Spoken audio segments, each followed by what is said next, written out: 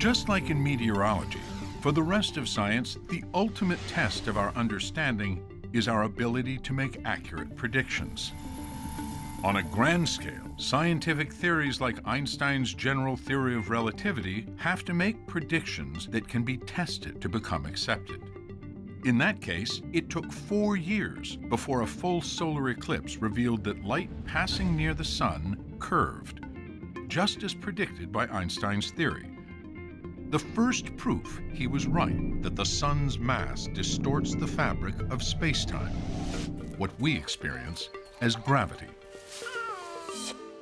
In fact, the scientific method demands a hypothesis which leads to a prediction of results from a carefully designed experiment that will test its claim. Surprisingly, it wasn't until the 1920s and 30s that a British scientist, Ronald A. Fisher, laid out guidelines for designing experiments, using statistics and probability as a way of judging results.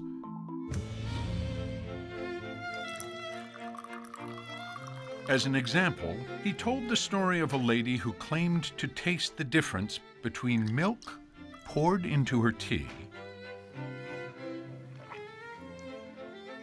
and tea poured into her milk.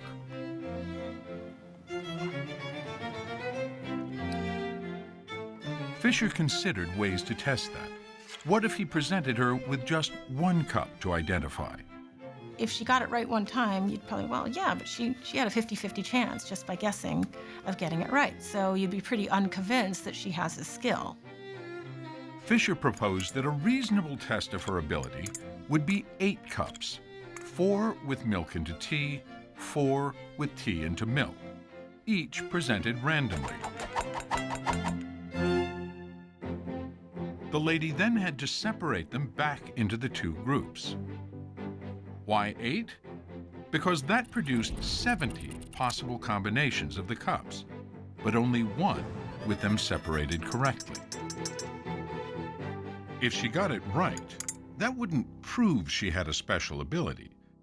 But Fisher could conclude, if she was just guessing, it was an extremely unlikely result, a probability of just 1.4%. Thanks mainly to Fisher, that idea became enshrined in experimental science as the p-value, p for probability. If you assume your results were just due to chance, that what you were testing had no effect, what's the probability you would see those results or something even more rare? If you assume that there's a process that is completely random and you find that it's pretty unlikely to get your data, then you might be suspicious that something is happening. You might conclude, in fact, that it's not a random process, that this is interesting to look at what else might be going on, and it passes some kind of sniff test. Fisher also suggested a benchmark. Only experimental results where the p-value was under 0.05, a probability of less than 5%, were worth a second look. In other words, if you assume your results were just due to chance, you'd see them less than 1 time out of 20. Not very likely. He called those results statistically significant. Okay, so I'm going to show you how to formally set up a hypothesis test, and I'll do this through another example. In this one, we are going to consider 2 friends who decide to play a simple game of heads or tails.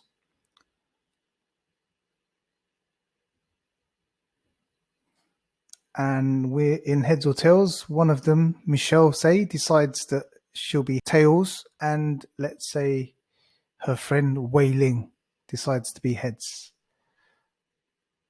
And they decide to play 20 games in total. Now, suppose that Wei Ling won 14 of the 20 games. That would mean that Michelle would have only won 6 games. And suppose she got upset and questioned the coin. And if the 2 friends got into an argument, and Michelle says that the coin is biased towards heads because under normal circumstances, you would expect each person to win about 10 games each.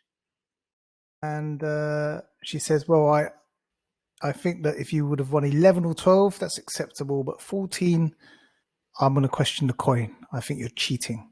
So let's see if we can carry out a hypothesis test to test Michelle's theory that the coin is biased towards heads. And just one thing to note here, that our expected value under normal circumstances would be 10, and 14 is greater than our expected value, obviously. So here it is, and he's won more than twice as many times as Michelle. Okay, so he's won 14, Wei Ling, and Michelle's won 6.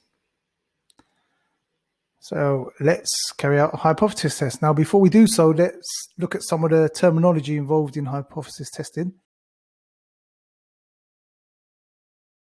H0, or the null hypothesis, would represent the usual state of affairs. And in our case, that would mean a coin having a probability, a fair coin having a probability of 0.5 for obtaining a heads. Okay, so that would be the usual state of affairs if it was by chance a fair coin. The alternative hypothesis is the one that we suspect. So in this case, or hope to be true, so in this case, Michelle thinks that the coin is biased towards heads. So that would be the alternative hypothesis. And the significance level is either usually 1, 5, or 10%. Let's go for 5% at this case. And if you're answering a hypothesis testing question, it's usually stated in the question. Okay? So it's the chosen cutoff value between the results that might plausibly have been obtained by chance if H0 is true, and the results that are unlikely to have occurred. Okay, so we'll go through each one in turn. How would we set this up to settle the dispute between the two friends? So the significance level, assuming let's just take 5%, and let's define our random variable formally. So let x be the random variable, the number of times a head appears, and the probability we're going to assume H0, as I just said, is the usual state of affairs. So it's a fair coin which has a probability of 0.5 for each toss of the coin. And H1 is that it's biased towards heads. So it's more likely than 50%. Okay, more likely than the probability of 0.5 to obtain a head. That's what H1 would be, the alternative hypothesis. So we're going to state those. And in an exam style question, we would want to state, we'd have to state these two. Even if it's obvious, we state it formally. Okay, we state all these things. And in this case, it's a binomial distribution question. So X is distributed binomially.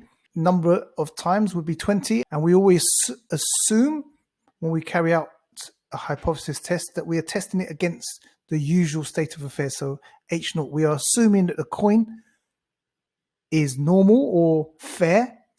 And we will see what the probability of obtaining 14 or more heads would be.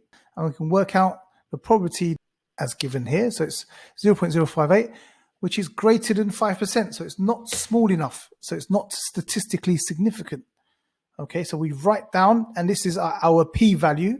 So we observed that he obtained 14 coins. Notice here we're going to work out the probability that X is greater than or equal to 14. Not equal to, but greater than or equal to 14. That's always our p-value. Never exactly equal to. That's a very important point to make. And now we just state the consequences. As this is greater than 5%, we can conclude that the evidence is not strong enough to reject H0 at the 5% significance level. So it's not statistically significant, in other words. And we have to always conclude in the given context. So here we've got a very simple heads or tails game. So we conclude that there is insufficient evidence to suggest that the coin is biased towards heads. And that is very important to formally conclude in the given context.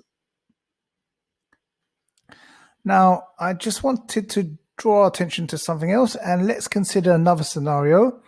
Let's look at if Wei Ling had just won one more game. So now he's won 15 games.